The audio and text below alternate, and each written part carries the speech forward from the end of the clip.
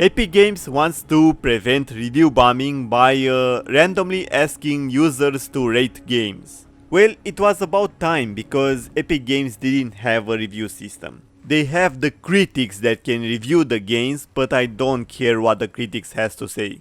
And by critics they mean IGN, Kotaku, you know, the companies that should never be trusted.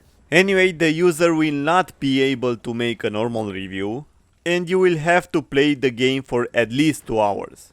You may ask, why 2 hours? Because that's when you cannot refund the game. So this can stop people from buying the game, give it a bad review, review bombing, then asking for a refund. So I understand. But what if the game has some issues and you cannot play the game? What if the controls of the game are very bad and I don't want to play the game anymore? What if I buy the game day one and the marketing team lied? More exactly, let's say that the game is very bugged or they don't have the features that they promised. Like Anthem, for example. What if all the reviews are good, but they make an update when I buy the game and it breaks the game? Everybody will think that the game is great, when actually after the upgrade the game is broken. So I may understand that you have to play the game to be able to review the game, but as I said, what if the game has some issues that you will notice the first time you play it? Okay, so you need to play the game at least 2 hours. Next, after a gaming session, you will be randomly chosen to give the game somewhere between 1 star and 5 stars. And I think this is an even bigger issue. What if I'm not ready to review the game? I usually want to review a game after I finish the game. What if the ending destroyed the game? The ending can destroy the story, the game may force you to grind a lot before you finish the last boss fight. It can have a bug that can delete your saves or block the ending. It may not have an ending and you have to buy the DLC to see the ending. Or maybe I get to give a review to the game and I gave it 1 star or 3 stars. But when I continue playing the game, I notice that the game is very good. Because there are games that start very slow. For example, Persona 5, I think it's a great game, but the start is very slow. And some people may think that it will be boring, so they will give it 2 or 3 stars, but later they will fall in love with it. But because everything is random and you can only review the game when Epic Games says so, it's a big chance that you can give the game a wrong review. And also, let's say that a lot of people gave the game 1 star or 3 stars. How do I know why they did it? I know that Steam is not perfect. We get a lot of troll reviews. But at least when somebody gives the game a bad review, you also can read why they did it and you will notice that it's a troll or not. You can even leave a comment for that review. For example, somebody will give it a bad review. But let's say after a few weeks the game makes an update. And let's say the review was because of a bug. You will notice that, okay, so the problem with the game was that it had a bug. And now the game is fixed. You also can see the latest reviews, or sometimes you can find in the reviews or the comments a way to fix the issue in the game. So reviewing a game when I want to review the game, and being able to edit my review, helps me give the game the right review. Also, I don't think review bombing is an issue on Steam. When Borderlands was review bombed on Steam, they also wrote in the review that the motive for review bombing was because of the exclusive deal with Epic Games. So if I can take a few seconds to read, and I don't care that the gaming company did a bad thing, the review bombing will not stop me from buying the game that I want. And after the outrage stops, usually the reviews comes back to normal. So review bombing is not a huge issue as Epic Games says it is. Anyway, so this is the review of the games between 1 and 5 stars. But Epic Games also gives you pools. More exactly, they ask you random questions like, is this game better to play with a team? Yes or no? Or as you can see in the pictures, you can get more choices. For example, asking which would best describe this game visuals, beautiful, realistic, playful, unique, or how challenging is the combat in this game.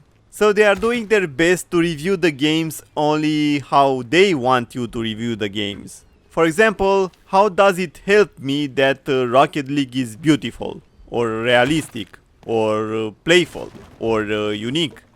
How does this help me understand what the game is? I don't think the game is beautiful, but it looks okay. I also don't see what's realistic about Rocket League. Playful, I have no idea what that's supposed to mean. I usually say that about a pet. Oh, my cat is very playful. And unique. How does that help me understand if I like the game or not? So, okay, I have to pick between these four. And if a lot of people will pick beautiful, then if you go to the game page, at the part with the epic player ratings, you will see some icons. And they will say this game is great for younger audience. And that's all. It doesn't say how many people voted for this, what were the other options, and in what way it's great for younger audience. Is it because it's easy? Is it because it doesn't have violence? Is it because it has toy cars? Next it says that the game has competitive players. Well, it is a PvP game. So again, how does this help me play the game? Any game that's PvP will have competitive players. They also say that Rocket League has quickly understood controls. Okay, I guess. I think a lot of games have quickly understood controls. How does this help me? I mean, if you said something like the game is good for players who just started playing games, I mean people who never played the game and they will have issue with controls, but even if Rocket League has quickly understood controls, it's still very hard to play at the competitive level. Next they say it's obsessive gameplay. Do they ask this about every game? Is this a good thing? I really don't know what to say. So it's not that you're obsessed with the game, you're obsessed with the gameplay. You can say this about all the games. Okay, fine, maybe some games doesn't have obsessive gameplay, but most PvP games you play them because of the gameplay. Next we have great for quick sessions. I guess this helps. It doesn't give you a lot of information. For example, how quick are the sessions? 1 minute? 5 minutes? 10 minutes? For example, most gamers who play PvP usually play a session that's over 40 minutes. So if Rocket League is under 10 minutes, the gaming section can be very short. But what if somebody plays mobile games and their PvP session for whatever game is 1 minute? They will think that 10 minutes is a lot. So you see the issue when you don't have a lot of details. And in the last part they say that this game is extremely fun. Again, how does this help me? Do you see the issue with this type of pools? Also, did you notice something? They don't contain anything negative about the game. You will never see pools that say this game has bad controls, this game has a bad story, this game has bad collectibles, this game has bad side missions. You understand what I'm saying. Let's say you have to review a pizza, and it was a very bad pizza. But you get a pool that says, what do you like best about this pizza? It's tasty, it's fun to eat, you like to eat it with your friends, or it looks awesome. And that's all, you don't have other options. So you see, even if you don't like the pizza, let's say the ingredients are cheap, or expired, or the pizza is very salty, or they put sugar in pizza, or the pizza was mostly bread. Do you understand what I'm saying? You don't have an option to say something bad about the pizza. No matter how much you hated the pizza, you cannot say anything bad about it. And that's what Epic Games wants. They don't like it if you have the power to say something bad about a game. If you made a bad purchase, that's too bad. Maybe you will get the option to give it 1 star, but you will never be able to say why. And too bad if you gave it 5 stars and later you find out that the game is really bad. Let's say at the middle of the game they start forcing you to buy microtransactions. And it's almost impossible to continue the game without paying for microtransactions. But that's not an issue because now you receive the option to say that the game is full of obsessive gameplay or extremely fun. Anyway, I think the Epic Games review is very bad. And they know that, and they don't care. This is not reviewing, this is marketing. Let's say you hear that the game is not that great. Then you go to the Epic Games Store where everything is positive. And if they already control the reviews so much, what's stopping them from choosing only the people who give good reviews? Or what's stopping them from choosing to not display a bad review? Or let's say if a scandal appears and they know a lot of people will give it a bad review because they made an upgrade that nobody wants, what's stopping them from not asking for a review? The review system is random. So I don't think it's that hard for them to put it on hold for some time. It's not like on Steam or other platforms where you cannot review the game anymore and it will show in the review section that you don't have the option to review the game at least for this time. But because of Epic Games Store has a random review score, you cannot see if the reviews are stopped or not. And I will give you a last example. A game is awesome, has a lot of good reviews, but the developer had stopped the support for the game. A great example can be Titanfall. It was a great game, it had a lot of good reviews, but now it has a lot of cheaters. And let's say you don't know that and you want to buy it and play it. The game will still have good reviews because in the past the game was great. And even if you give it 1 star, that will not change the fact that 10,000 people gave it 5 out of 5. Because in the past it was a great game. So yeah, this type of reviews are very bad and this is a big issue. Because you don't get a lot of feedback. You're not able to see why people gave it a good or a bad review. And you cannot change your review if the game changed from bad to good or from good to bad. So this is the main reason why many times I want to pay more just to buy my games on Steam. This is why I usually never buy games on the PlayStation Store. They also don't have reviews. They also have a rating system from 1 star to 5. That I never used. But I always preferred the console if I bought the game on a disc.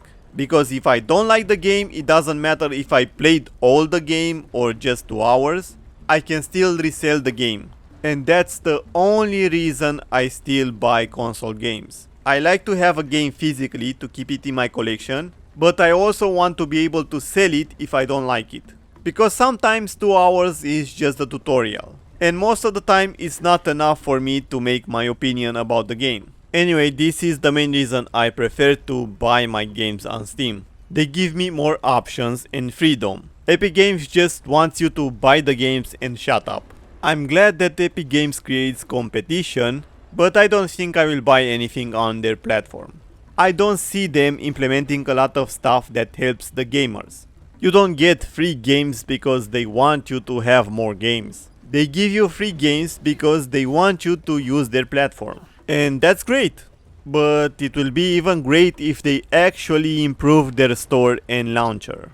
I mean, sure, they did some improvements, it's not that sucky anymore, but as soon as they will become huge, I think they will start doing stuff that's anti-consumer. As long as we have competition, everything will be great. But if one day the Epic Games Store will become number 1, I bet you that they will try everything to recover their money. They will probably even want to make you pay for online, just like the consoles. And I think this news with the review shows it. Because nothing here helps the player find the game that they want. They just want all the games to show a lot of positive stuff. Positive reviews, positive polls, everything that can make the next customer buy the game. I mean, sure, every company does that and every company wants that. But I prefer a company that helps me buy the game that I want. Not a company that fools me into buying a game that they want. So what do you think about the Epic Games review? Are they unique? Are they beautiful? Are they good for gamers? Or are they a 5 out of 5?